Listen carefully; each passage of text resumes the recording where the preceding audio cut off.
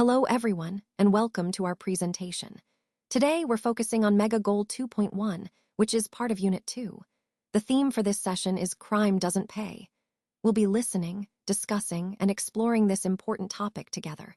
Over the next few minutes, I'll guide you through key ideas about why crime isn't a good choice and what we can learn from these situations.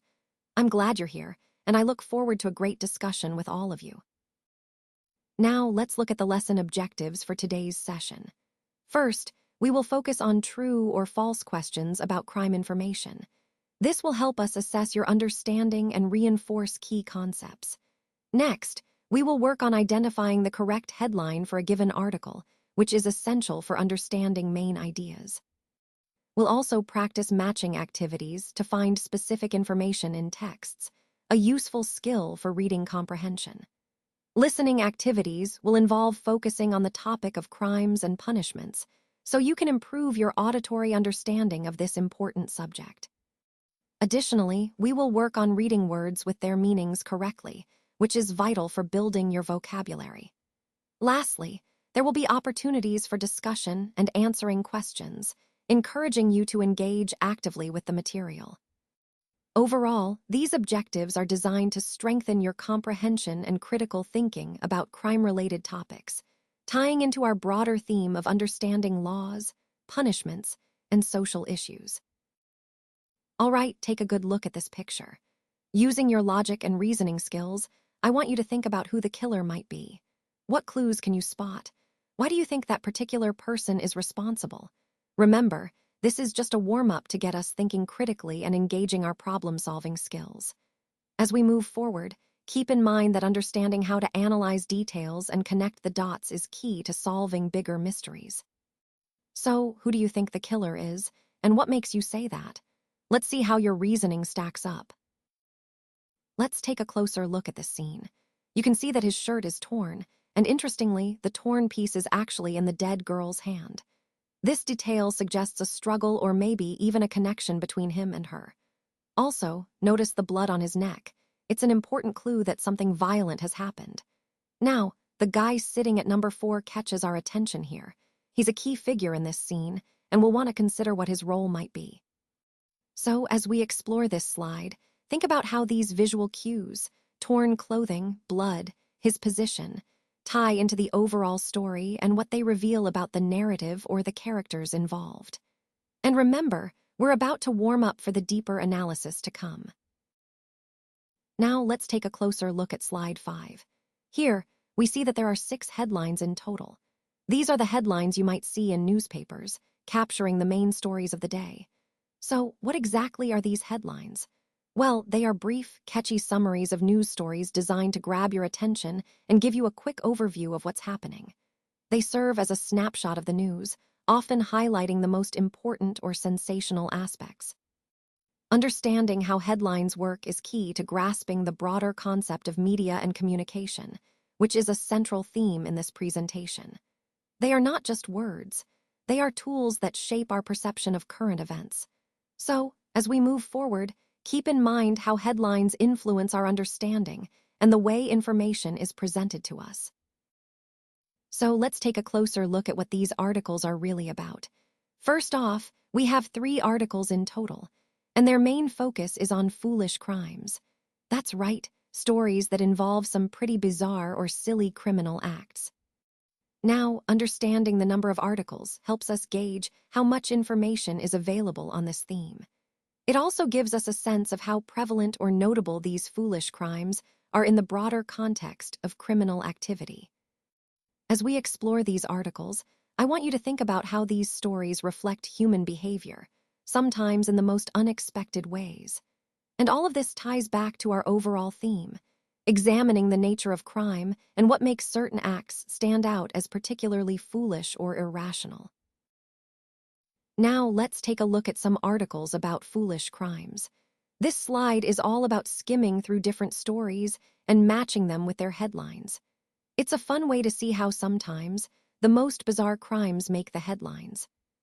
As we go through, you'll notice that the key here is to identify the core story and link it to its headline. This helps us understand how media frames these unusual events and also highlights the sometimes silly nature of these crimes. For example, some headlines might seem incredible or unbelievable, but they actually reflect real, often foolish decisions made by individuals. This exercise connects to our overall theme by showing how stories of foolish crimes capture public attention and become part of popular culture. So, as you match the stories with their headlines, think about what makes these stories memorable and what they reveal about human behavior and media storytelling. It's a great way to see the power of headlines in shaping our perception of these bizarre events. So let's talk about reckless driving and how it connects to Newton's story. What exactly was Newton's crime? Well, he went through an open gate, which is a pretty clear example of reckless behavior. It's important to understand that such actions can have serious consequences. Now, how did Newton escape? Interestingly, he managed to get away in California, which is where this story takes place. It's a reminder that location often plays a role in the story's details. As you listen, I invite you to read along and really grasp how these points fit into the bigger picture of the presentation. Reckless driving, as shown here, isn't just about breaking rules. It can lead to situations where someone might make a quick escape, but the consequences are always worth considering. So, if Newton were caught today, how long do you think he might stay in prison? Well, according to this slide, maybe around 1 year. That gives us a sense of how serious the consequences are for certain actions now. But here's an interesting contrast. How long was his actual sentence back then? Just 5 days. That's a huge difference, isn't it? It really highlights how much the legal system and societal standards have changed over time. As you follow along, keep in mind that these numbers aren't just about punishment. They also reflect the context of the era, the severity of the offense, and how justice was administered. So, when we think about the overall theme of this presentation, which is how laws and consequences evolve, these points help us see that what might have been a minor penalty in the past could be viewed quite differently today. They stole a security van with $1.3 million in it. So, what exactly did the robbers do? Take a moment to read along as I explain. First, they targeted a security van, which is a vehicle used to transport large sums of money securely. This kind of crime shows a high level of planning and boldness. They managed to overpower the security measures and take the vehicle directly. The amount involved, $1.3 million, highlights the significant impact of such thefts. Understanding what the robbers did helps us see the importance of security and the risks involved in transporting large sums of cash. It also ties into the overall theme of security vulnerabilities and the need for constant vigilance. Let's keep this in mind as we explore the broader implications of these actions. So, what kind of car did they steal for the getaway? Well, in this case, it was a small, compact car. Compact cars are often chosen in these situations because they're easier to maneuver through tight spaces and traffic. This choice highlights how criminals select vehicles that offer both speed and agility, which are crucial during a quick escape. As we see, the type of getaway car can tell us a lot about their planning and intent.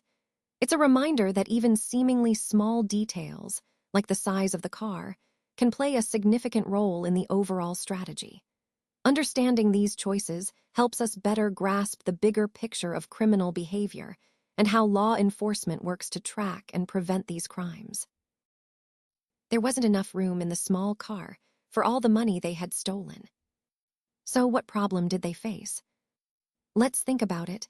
Obviously, they had taken a lot of cash, more than the car could hold. This highlights a key issue. Even if you steal a lot, logistical problems can get in the way of your plans.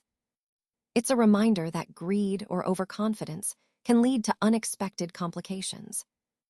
And this problem ties back to our overall theme, how sometimes what seems like a big win can actually create new challenges. So, as we move forward, keep in mind that every action has consequences, even in seemingly simple situations like this one. So, what did the criminal actually steal?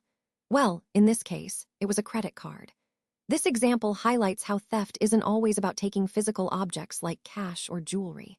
Sometimes, it involves stealing sensitive information that can be used for financial gain.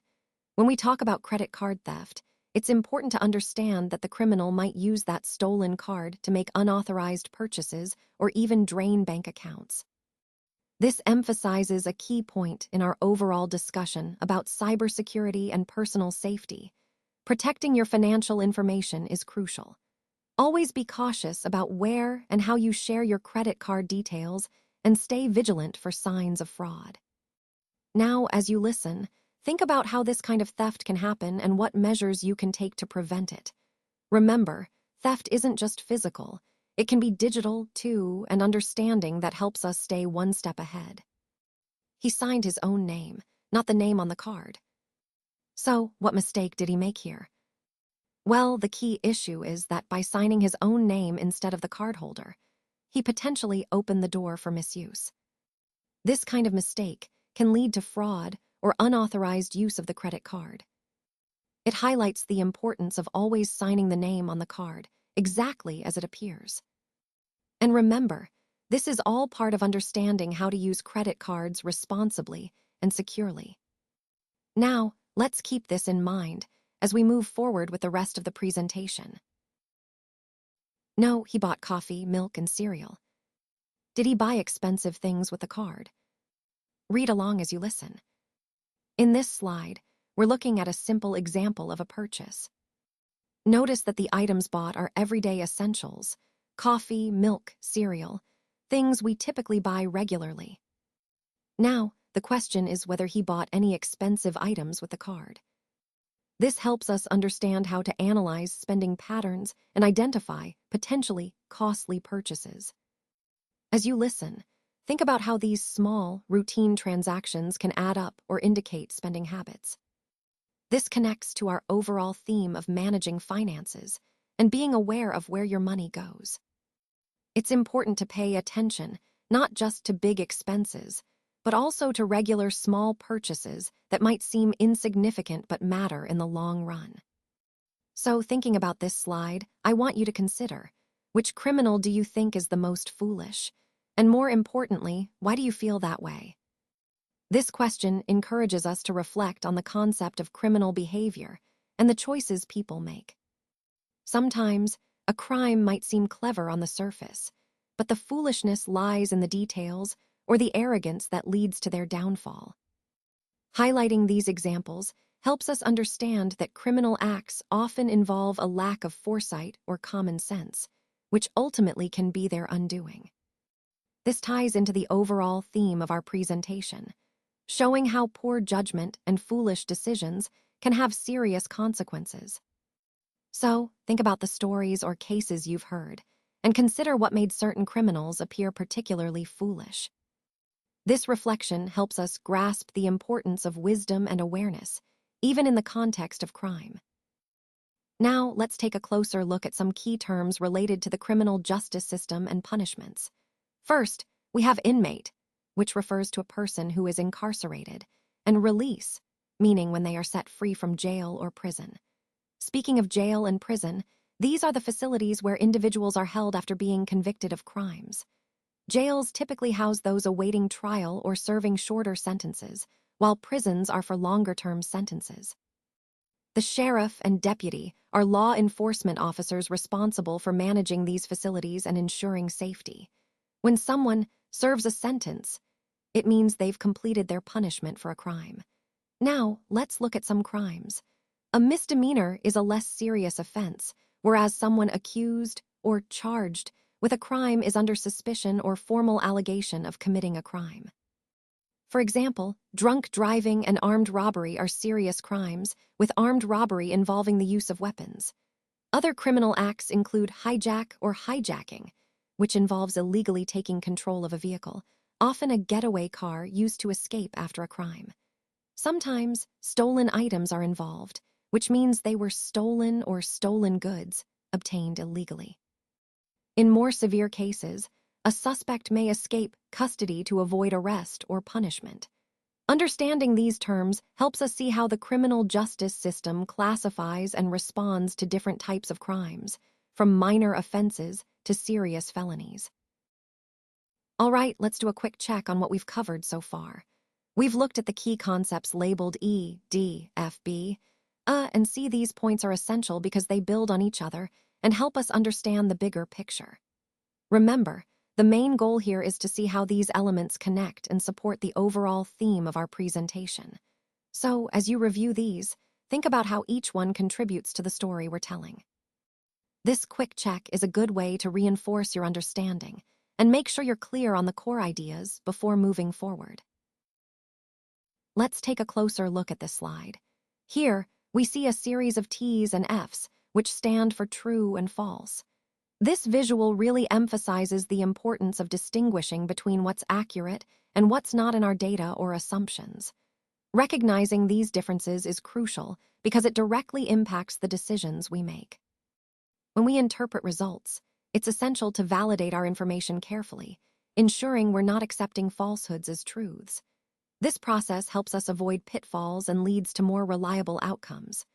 Remember, the overall theme of this presentation is about making informed, data-driven decisions, and understanding the difference between what is true and what is false is foundational to that. So, always question your data, verify your sources, and stay vigilant about false information. Let's take a moment to understand the difference between a misdemeanor and a felony. These are the two main categories of crimes, and they differ significantly in terms of severity, penalties, and the legal process. A misdemeanor is generally considered a less serious crime. Examples might include petty theft, vandalism, or minor traffic violations. The penalties for misdemeanors are usually lighter, often involving fines or short-term jail sentences, typically less than a year. On the other hand, a felony is a more serious offense. Crimes like robbery, assault, or murder fall into this category. Felonies carry much harsher penalties, including long-term imprisonment and, in some cases, even the death penalty. Understanding these distinctions is crucial because they influence how the legal system handles the case and the long-term consequences for the individual involved. Throughout this presentation, we've seen how the legal classification of a crime impacts everything from the initial arrest to the sentencing phase. Recognizing whether a crime is a misdemeanor or a felony helps us better understand the severity of the offense and the appropriate response from the justice system. Let's take a look at your workbook on page 227. Specifically, exercise A. This homework is designed to help you reinforce what we've covered today. Remember, the key points here are to thoroughly understand the concepts we've discussed, but also to communicate them clearly and conversationally. Focus on highlighting the most important ideas. These are the ones that really connect to the overall theme of our presentation. By doing this exercise, you'll solidify your grasp of the material and be better prepared to apply it in real-world scenarios. So, take your time, connect the dots, and think about how these concepts fit into the bigger picture we've been exploring.